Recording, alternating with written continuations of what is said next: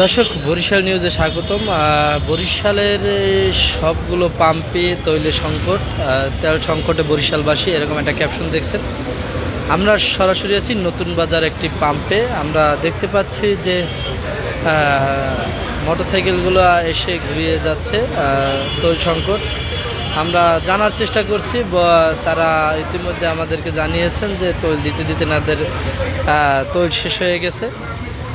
আমরা রয়েছি নতুন বাজার।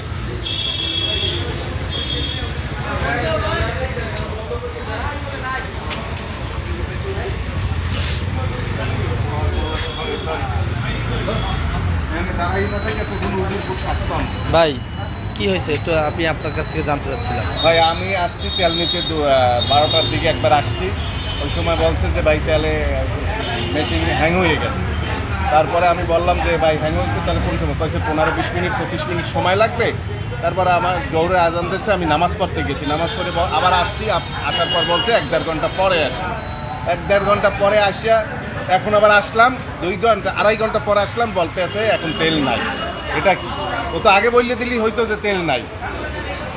দেখি, কালকে সরকারের ডিসিশন দিয়েছে যে প্রতি গাড়িতে 2 লিটার করে তেল পাবে। আমরা 2 লিটার নিতে চাই না, আমরা 200 টাকার তেল চাইছি, তাও দিতে পারতেছে না তারা।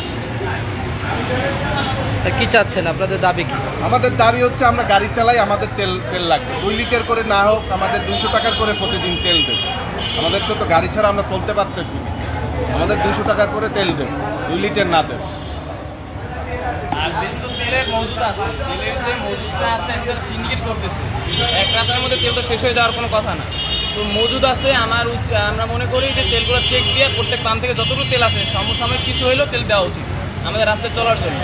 আপনারা ব্যবস্থা নেন, যে কোনো মূল্যে হোক তেলে আমাদের প্রয়োজন। তেল ছাড়া তো আমরা গাড়ি চলতে পারছি। দর্শক, এমনটাই খুব জানালেন যে তারা লিটার প্রতি না, একটু কম হলেও যেন তেল দেওয়া হয়, তাতে বাইকাররা যেন চলতে পারে। দর্শক, আমরা দেখতে পাচ্ছি সবাই দাঁড়িয়ে আছেন তৈলের জন্য।